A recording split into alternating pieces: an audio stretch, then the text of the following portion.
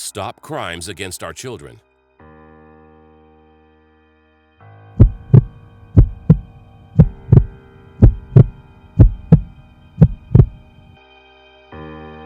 A shocking documentary about the corrupted family court system and the hideous crimes of legalized child kidnapping by profit-driven, lawless judges and other corrupt government officials in the USA.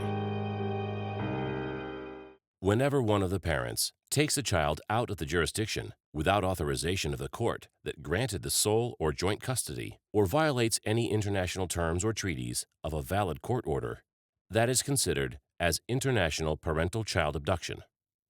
Parental abduction. Abductors may be other family members or their agents, although in most cases, the abductor is a child's parent. This crime may include incidents in which children are detained or enticed away from the custodial parent. Custodial interference can also be defined to include interference with a court order of time sharing, visitation, or access. Every year, more than 200,000 cases of international parental kidnapping are reported in the United States alone. It is common for the removal of a child to occur during a heated or emotional marital dispute, in the early stages of separation or divorce, or in the waiting period for a court custody order or agreement. Way too many cases of international parental child kidnappings into the USA have been reported from countries all over the world, including Australia, France, Brazil, Canada, Colombia, Germany, India, Japan, Mexico, Philippines, Spain, and the United Kingdom. It makes us wonder, what is wrong with the corrupted judicial family court system in the land of the free? Why doesn't the USA comply normally with the rules and policies established by the Hague Convention? Instead, the USA is violating the human rights of these abducted children, who are mostly brought as illegal aliens, keeping them wrongfully retained in the country. Obviously, this is a strict violation of U.S. federal immigration laws, as well as a violation of international laws and treaties, such as the United Nations Convention for the Protection of the Child and the UN Human Rights Convention. In addition to these unfavorable circumstances created by a corrupted family court system, the tense and hostile situation between the perpetrator and the left-behind parent are most certainly emotionally troubling to the innocent child, who happens to be a victim in the scenario.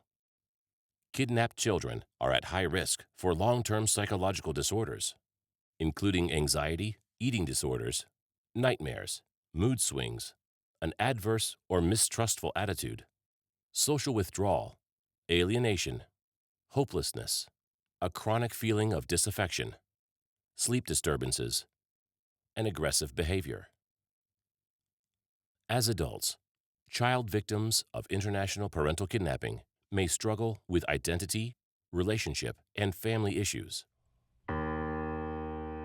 This documentary about kidnapped hearts has been made to fight for victimized families all over the world, international protection of parental rights, rightful custody of a minor, hopeless cases, recovering and protecting your children. Stop the abuse against our children. The concept of a family court, as per Cornell Law School. A family court is a court of limited jurisdiction that hears cases involving family law. For example, family courts typically hear cases involving divorce, child custody, and domestic abuse. Family courts are governed by state and local law. Depending on the jurisdiction, these courts might be called domestic courts. Who would even dare to imagine that this doesn't even start to define what they really stand for?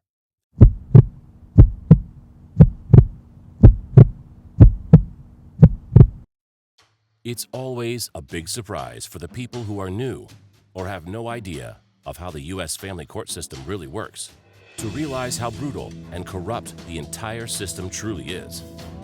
If you thought you had rights, well, think again. In this documentary, we will show you the effort of countless heroes and institutions who have even lost their life trying to fight this exasperating monster.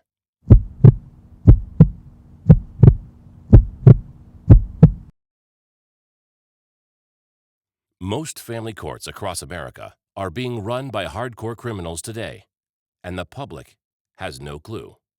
These courts are destroying America's main nucleus of strength right now, the family, making money with our children, and using the love of their parents as a weapon to achieve their goals so they can make as much money as possible. Today, it can be said without shame that the family court system in the United States is an outdated, obsolete, heartless, rude, dictatorial, corrupted, and an extremely cruel structure that desperately needs to be reformed, and we will show you why. Divorce is a $50 billion industry. The rules are very obscure, confusing, expensive, and extremely corrupted. The divorce court is not exactly where you'd want to go to obtain justice. No one anticipates how messed up a divorce can become. Couples go into it with an expectation of fairness. Only after expending a lot of money and being destroyed by their once life partners, their own lawyers, and even the judges is that they sadly realize that this is not the case. They just entered a war zone without being warned. Cases are purposely extended so the judges and lawyers who get paid by the hour could get more cash out of the cases. Normally, fees are very high. A divorce lawyer can get paid from $200 to $600 an hour. During a hearing, they don't escalate the number of appointments to purposely force people to fire them, but at the same time, they create a big chaos, so the lawyers, who are many times judges themselves, can squeeze the living daylights out of their clients. This system has no proper supervision. Painfully, the judges possess too much power, so they often break the constitutional rights of the defendants just because they can. All this is having an extremely bad impact in our society today. With dire consequences for an already weakened system, it must stop before it destroys us from within.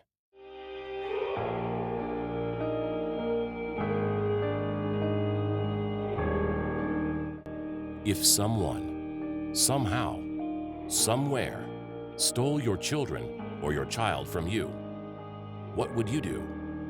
How would you feel? Don't you think it's different if family courts in America and across the world do the same?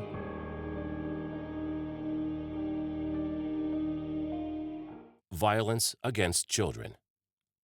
Much of the violence against our children, including parental child abduction, governmental child kidnapping, psychological violence, discrimination, neglect, and maltreatment, remains hidden within the community and is too often socially approved. What makes this situation very hard to fight against, although the outcome may vary according to the nature of the violence inflicted, the short and long-term repercussions for wrongfully retained and kidnapped children are very often grave and damaging, especially in the long term. The physical, emotional, and psychological scars of violence can have very serious implications for a child's development, health, ability to learn, security, and well-being. One such violence includes wrongfully retaining the child in another country, such as the USA, against the will of the parent who is left behind in a faraway land.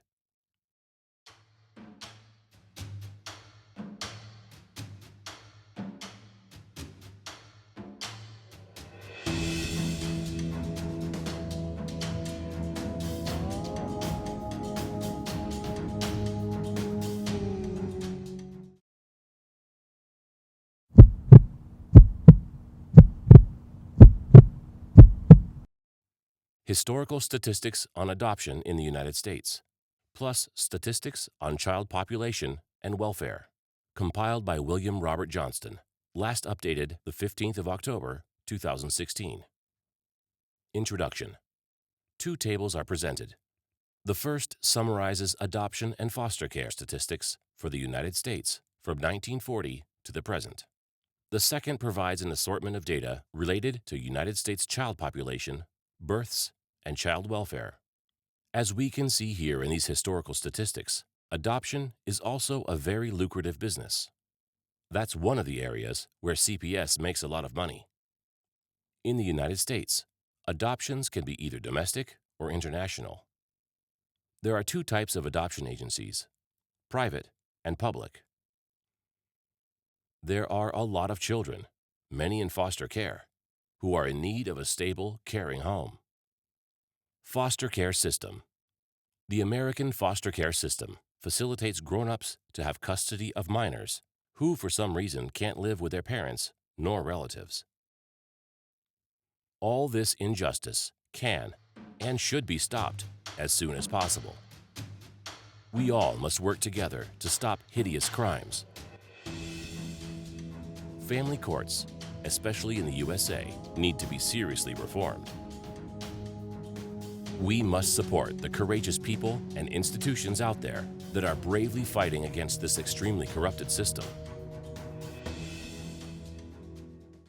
Our heroes today. We love to mention the dedicated individuals and institutions that are working very hard to make things better, denouncing mistreatment, fighting unrighteousness, giving support, assisting victims, and giving crucial information to the public, risking their own lives. We admire them and will be giving them the credit they deserve, mentioning them throughout this documentary. They are. We start with Mary's Advocates. Their mission is to strengthen marriage, reduce unilateral no-fault divorce, and support those who have been unjustly abandoned by their spouse. Mary's Advocates. Parents have the natural right to be with their own children, unless they are guilty of some egregious act. Stealing children from their own parents has historically been considered one of the most inhumane acts of tyrannical dictators.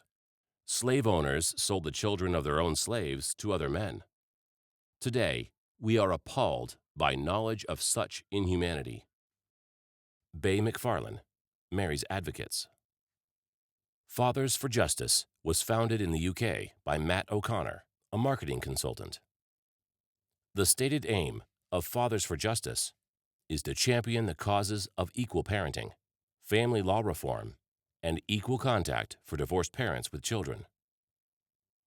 Lost in System. Former family court judge and whistleblower speaks out about family court corruption. It's a jungle, it's a circus, and there's no ringmaster to speak of. It's a $1 million industry at which the public, the average citizen's interest is lost. Former Judge Deanne Salcedo, now a whistleblower. She says family court is a circus, and so is the training in judges' school, especially for child abuse cases. What I was trained on was to be suspicious of women who brought claims of abuse during a divorce matter. I was told that repeatedly in my first year as a judge, both in training at Monterey County for the new judges school. So not just me, but a whole classroom of new judges in family court. So they were training you to be more suspicious of women? They said be suspicious of the timing of abuse cases, which predominantly it was women.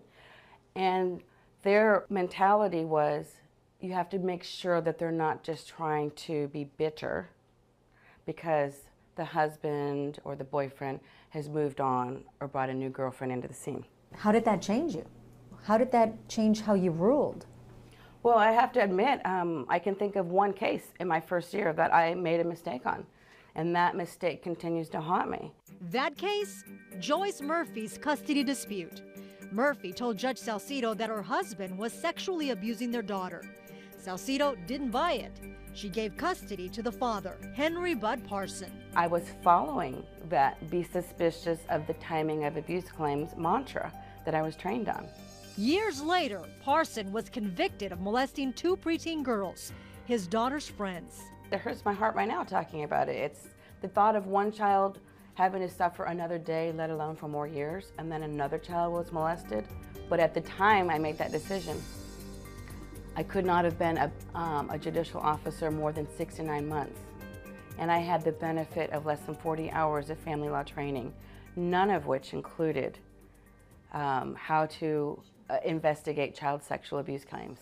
But by the time I realized what I had done wrong on that case, I had already started to put the pieces of the puzzle together on my own. Salcedo says the problems start with Child Protective Services, known as CPS. She says in her court, CPS investigations of parental child abuse were almost never conclusive. Most claims left unsubstantiated. I had a friend off the record tell me, who worked at CPS, that if CPS were to make a claim that affected somebody's custodial rights, they were worried about lawsuits. So in essence, they will put a child in danger because they don't want to be sued or get in trouble? Correct. And CPS also has a policy where, if a child is considered school age, they don't want to necessarily remove them from the home and put them in foster care, because that increases their budget needs, which means taxpayers pay more. And so what I found is this justice system is about dollars, and it's not about justice. And it gets worse. At judges' meeting, I heard judges talk about, oh, she was just having a bad day. That wasn't a real domestic violence incident. She was probably on her period. So we have misogyny. You're kidding me. These are judges? These are judges at a judges' meeting. More on that from former Judge Salcedo in the next report in our series, Lost in the System. Now, Salcedo says when she didn't play ball, other judges turned on her. She resigned in 2010. She was censured by the California Commission on Judicial Performance, accused of hamming it up in court to try to get a court TV reality show. Now, she tells us the complaints are just retaliation for speaking out. So once she decided to complain and not go by the rules, that's when everything went wrong. So it's actually come back to hit her a bit in a negative way. Without a doubt. Without a doubt. And we're going to have more on her next week. And that there's a fraternity mentality that exists within judges is mind-blowing. It really is. And they're told not to believe women. Just even if there's evidence, they have to be extra suspicious. Not to believe women. Well, that's nice. All right. Family court whistleblower and former mediator talks about corruption. Emily Gallup. I don't think there's any agency in the world that should operate without oversight, and especially something as important as family court. It seemed to me, based on actually inappropriate conversations between the judge and the director, that they tended to disbelieve allegations of domestic violence. I remember the judge would call us into these morning staff meetings that actually were not permissible under the law. But she would call us into chambers before we heard any cases that day, and we were having ex parte communication about how the court should handle the case. And I remember a conversation between the judge and the Family Court Services director saying, "Oh, Mrs. So-and-so is back. I can't believe it." And the judge said, "She's so histrionic. I think she's completely exaggerating her domestic violence claims." And the director said, "I agree." And they said, "Yes, we need to make sure that these kids have more time with their father." And unfortunately, that was not an isolated incident. There were conversations that I heard repeatedly during the last year of my employment that led me to believe that domestic violence victims were looked at as whiners, as weak people who needed to learn to get along with their perpetrator for the sake of their children. The judge and the mediators would tell parents terrible things would happen to their children if they weren't able to reach an agreement on behalf of their children.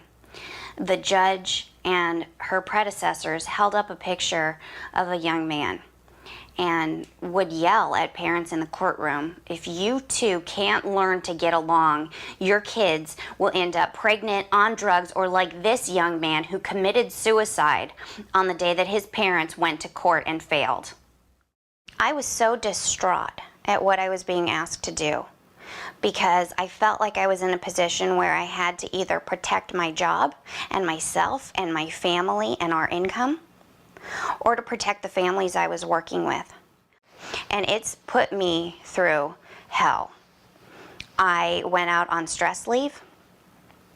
I went through a full arbitration process where the arbitrator found in my favor, but not before they had fired me from my job. And it's outrageous to me that nobody is providing oversight of the court. Aside from the court, there is a conflict of interest there. Professor Anthony Pappas, a victim of Nassau Family Court, New York. Anthony, if you don't mind just giving us a quick rundown on what it is that happened to you. How would you describe it so I can set the pace for the show? Well, it was basically a life-threatening situation, or it's a life-threatening situation. You go into court expecting justice, and instead you just encounter injustice and unfairness. It doesn't make sense. You're helpless. You can't do anything about it. Many people despair over the process. They commit suicide or despair and do other things. Lose children and, you know, yes. lose So it's a horrible situation. It's completely antithetical to any ideals of our nation or the conception that people have about what the justice system should be. That's what I tried to say in the opening, in a way. I mean, I'm not sure it caught on, but basically the system is not a legitimate one if it's set up to confiscate that which they are trying to preside over. Right, it doesn't achieve any... It's not achieving any goal or anything. That's right, and it sets up procedures and justifications for doing exactly the opposite and punishing innocent people and just causing needless suffering by adhering to processes and an adversarial system which just is guaranteed to I'm not even sure you can suffering. call that a process. I mean, I don't know what it is. It's not really if it's a process, it's a process meant to harm. It's not doing anybody any good. Right. It's not a civilized process. It's not a humane process. It's just going on in a barbaric way, harming people. No one takes responsibility over it, even though they should be aware of all the tragedies that it causes and all the suffering that results. And they're clearly not. Would you agree, Gary? They're clearly not aware. I agree. And I think for the viewers who didn't see the first show, this is a follow-up show. This is what should have been a simple divorce case. Really, when you think about it, it really shouldn't have even gone to court because it was a long-term marriage. The children were older. Mr. Pappas is a professor. He has a job. He's got a W-2. It should be very simple. We split the assets 50-50. They were very responsible. They took care of their children. They put their children through college. They should split their assets and go on with their life. And done, period. And be done with it. But you'd make a nice mediation client. Right. Exactly. What this did was the courts turned this into somebody who was a productive member of society. Right. Turned him into now where he's facing criminal actions. He's lost not only his life savings, but probably his children's life savings. For what? What exactly would, how old are the kids? Let me go back a second. They're all in young adults now, right? Yes, they're all in their 20s. I remember they were young. Now, right. what, do they have any kind of response to this kind of? Well, it's hard for the children to respond to it. Sometimes, you know, they want to remain neutral, or they don't have the maturity to respond. You know, it's really the case that sometimes even older people or judges even don't have the requisite maturity to deal with the issue in a sensible fashion. In a system like that, there's no sensibility. Judge Malloy wrote a book that was published in 2004, a few years before he died in 2008, suffering from cancer at the time. He knew his remaining time on Earth was short. The title of the book is The Fraternity, Lawyers and Judges in Collusion, published by Paragon House. Nancy Schaefer was a senator who served in the state of Georgia. She became a whistleblower as soon as she found out how children were being mistreated. She reported how CPS makes money out of the pain and torture of families and our children. The funding continues as long as the child is out of the home. Whistleblower Carol Rhodes, former Michigan Family Court officer. Whistleblower Carlos Morales. Melinda Murphy has worked in child welfare for over 20 years. She has a master's degree in counseling and educational psychology. She is co-author of the book, A Culture of Fear, an inside look at Los Angeles County's Department of Children and Family Services by SBPRA Books. Lawless America, the movie. Update from Bill Windsor, October 26th, 2012. Hi, most of you know me. My name's Bill Windsor with Lawless America. If you don't know me, I'm just a regular old grandpa, 64 years old, fairly normal. I mean, how many normal people would be driving around the country for 173 days trying to expose government and judicial corruption? I'm the guy who decided to do it. And the purpose of this video today is just to kind of update people who've been following this story and what we've been doing so that they know the latest from me. This is day, I believe it's 135. I've got 38 days to go. I made the decision to do this trip kind of half jokingly at first.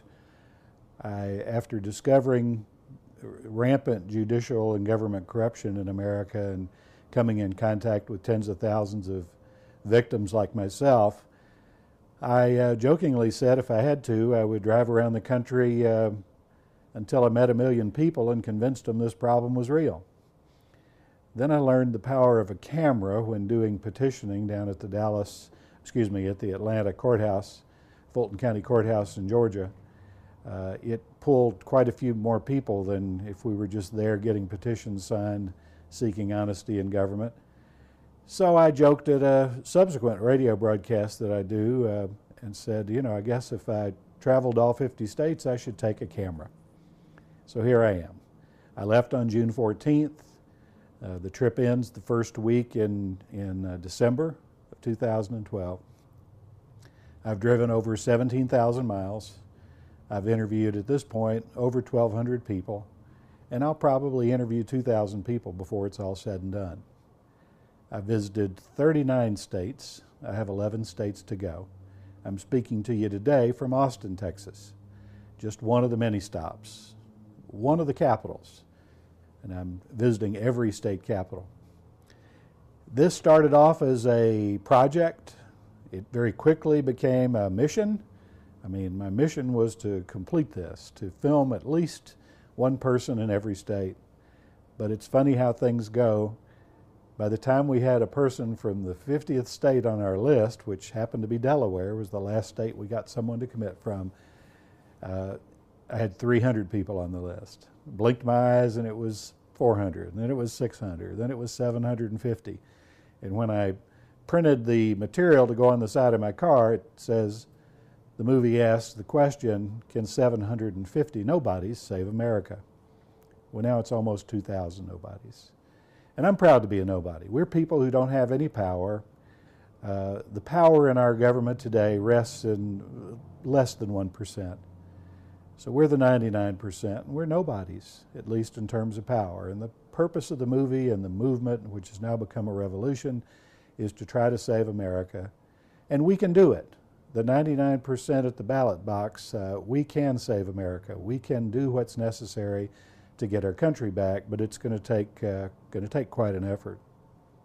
Now, those that have been following the trip know all of this, and so this is nothing new to you. But if you're new to it, this is what we're doing. We set out to film a movie, a documentary film that would expose government and judicial corruption. And it's grown beyond the wildest expectations of me or anyone else. And it truly has gone from being a mission, a project and a mission, into a movement, and now truly into a revolution. Video number 8, to Donald Trump. Corrupt and lawless sanctuary city judges award custody to an illegal. A caring father whose child was taken away from him by corrupted judges in the USA. He will never stop fighting for Sean and never stop helping others. This is my 8th video message to President-elect Donald J. Trump. Corrupt and lawless sanctuary city judges award custody to an illegal immigrant and imprison a German child illegally in the US. Question: What is the penalty for criminal judges who are violating federal immigration laws and support child kidnapping? Dear Mr. Trump, my name is Stephan Schuermann.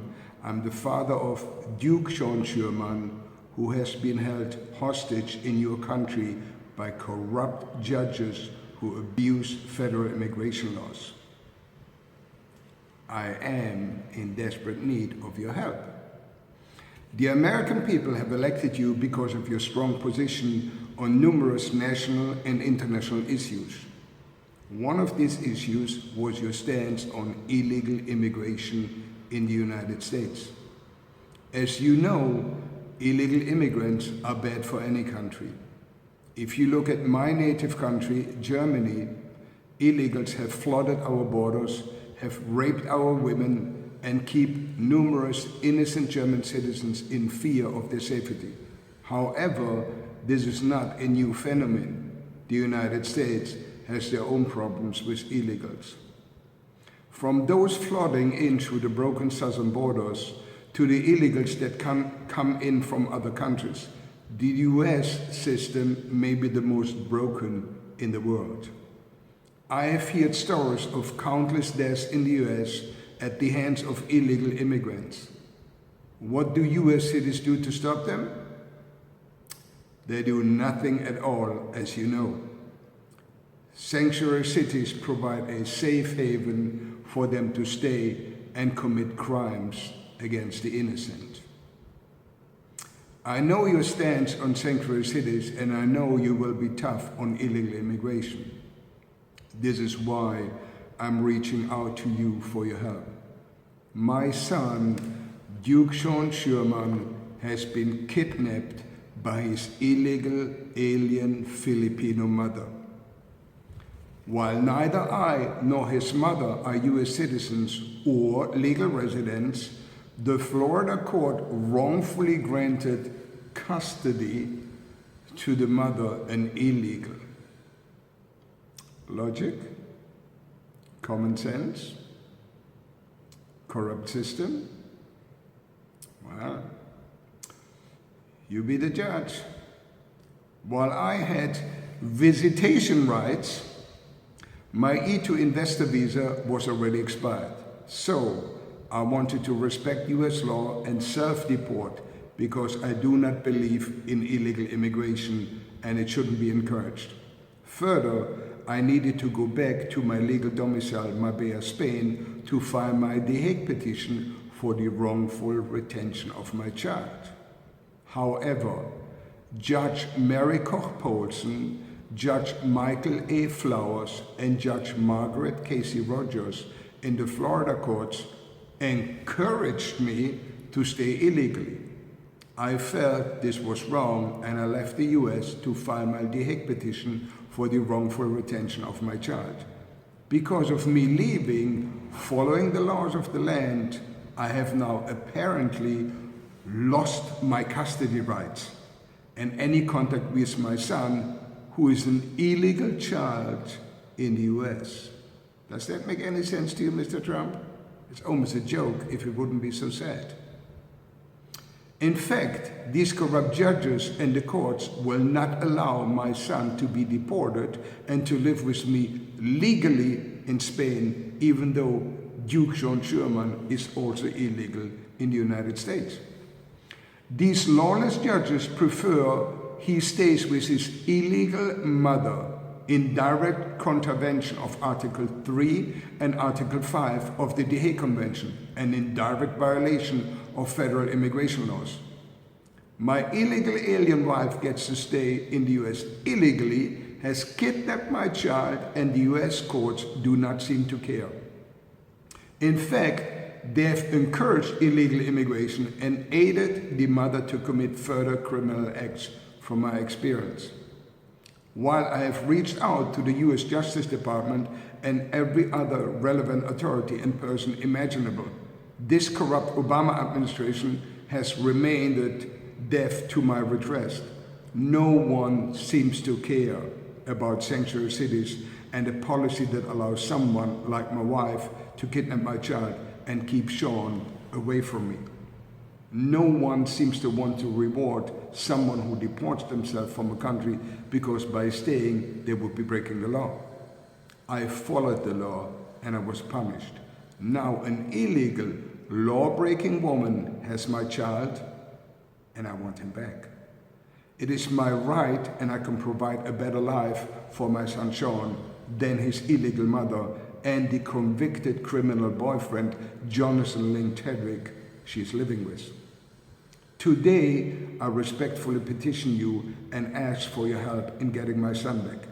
Please, utilize your resources and your transition team to help me.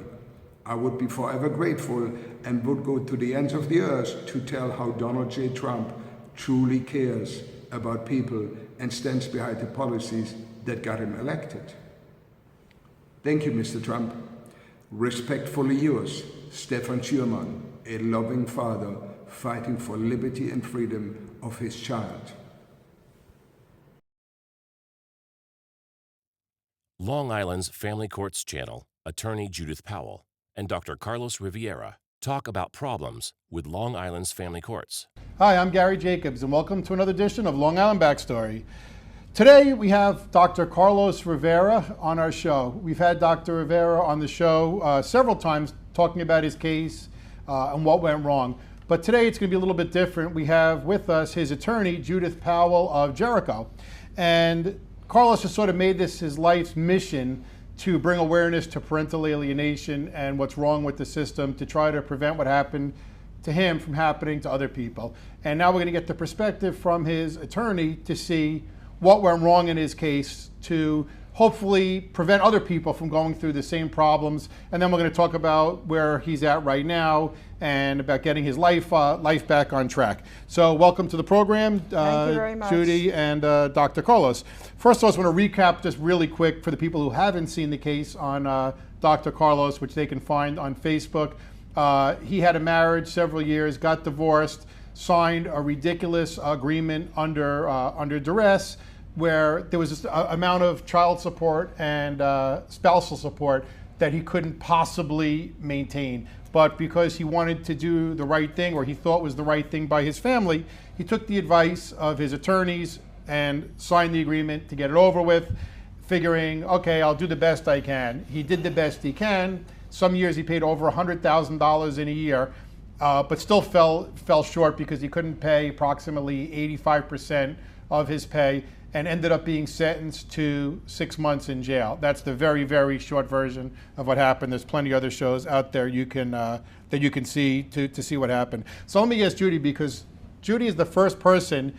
Carlos has had several lawyers, and Judy is the first person that actually took his case and took a holistic approach. Because when we've been speaking with Dr. Carlos, what we found is that every lawyer he went to took the case from that day and then looked forward at the current problem that he was having. It doesn't seem like anybody ever looked back to see from the beginning what's going on here. How did he get into this mess? What went wrong with his case?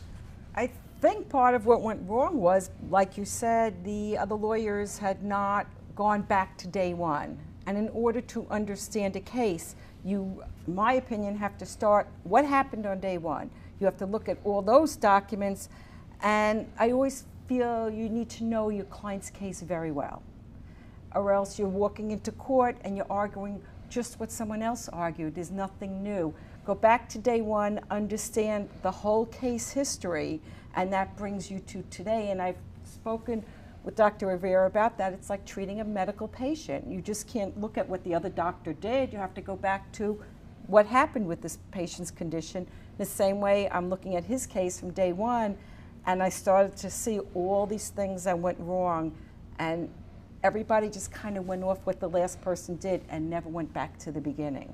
No, somebody looks at it. You go to a lawyer, and he's a professional. He's got an education in medicine, practicing 20 years as a pediatrician. And in speaking to Dr. Carlos, he always said, look, I hired these lawyers. I paid them very good money. They're the experts. Who am I? I've never been divorced before. So was he wrong in signing? I mean, what could he do if a lawyer puts a paper in front of him and says sign it, or says, look, this is the best you can get? What can he do? It's essential, I think, for any client to really know their case, to really, when a lawyer puts something in front of you, what is this? Explain this to me. The lawyer really has to take the time, and the client has to be willing to listen. What am I signing? And listen to your lawyer when they say, this is what this means, and you don't just sign an agreement. You go through that agreement with your client page by page, line by line. And I tell them that all the time. We will sit down and we will go over it. We will go over every single document so you can understand what is going on. It's your case, it's your life. I think a lot of times, you know, when people go to a doctor, and I'm using your doctor analogy because but they always say, you know, you need an advocate, because if you're going in for cancer treatment, and especially you're on medication and you're not thinking clearly, you've never been through this before, you don't know if it's, you can't even think, especially going through a divorce. You're in one of the worst times of your life.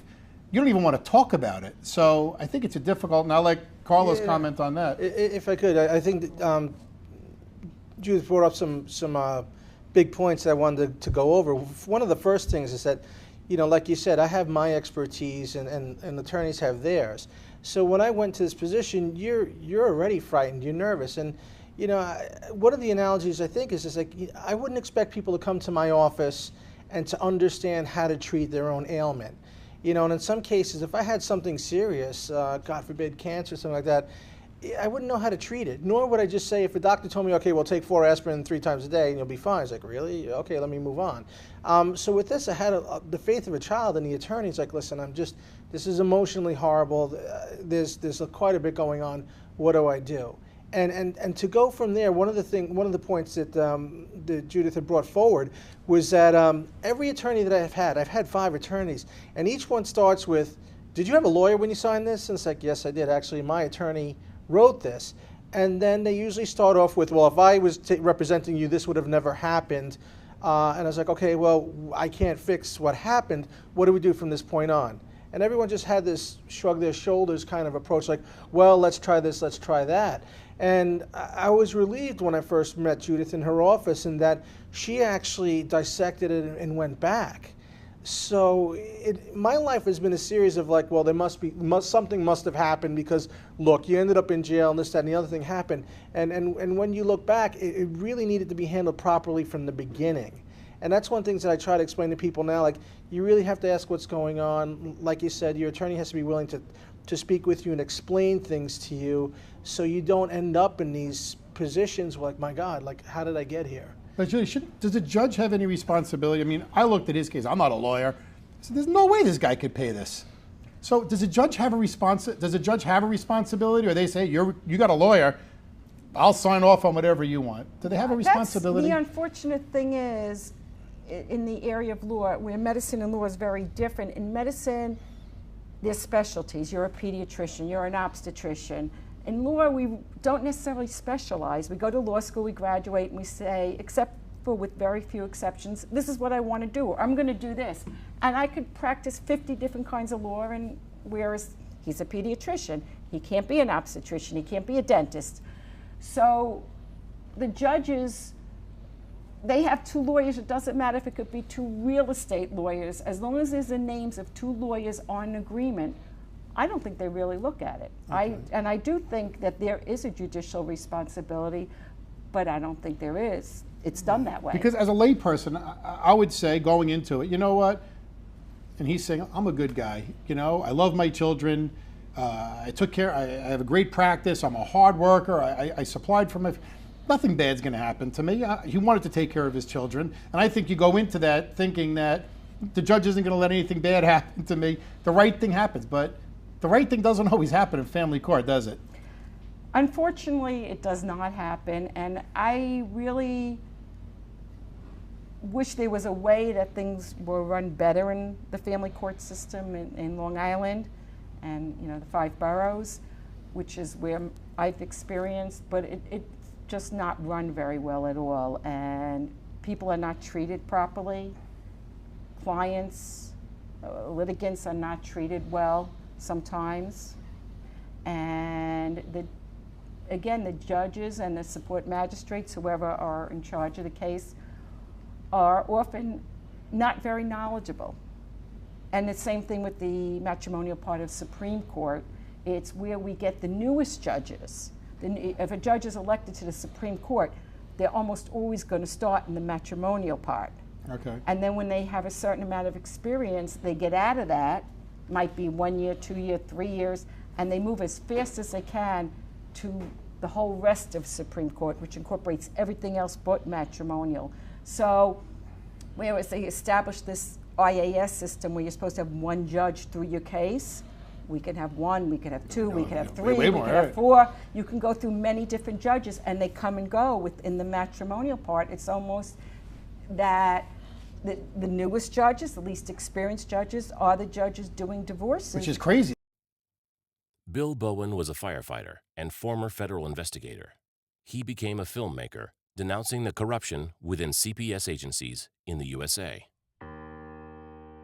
Let's remind ourselves, who are we fighting for? We are fighting for innocent, helpless, abused children, heartbroken mothers, devastated fathers, hopeless grandmothers, inconsolable grandfathers, desperate aunts, and demoralized uncles. Families who are defeated and mistreated by institutions that should be there to help them, not to destroy them. Who are the terrible people and institutions we're fighting against? Family courts, Child Protective Services, CPS, social services, corrupted family court officials, judges, lawyers, psychologists, psychiatrists, social workers, divorce courts, lawless child kidnappers, pedophiles, abusers, criminals, rapists, and sadists. Now, let's see some real-life cases where our non-stop heroes sacrificed themselves, risking their own lives for this cause and the betterment of mankind.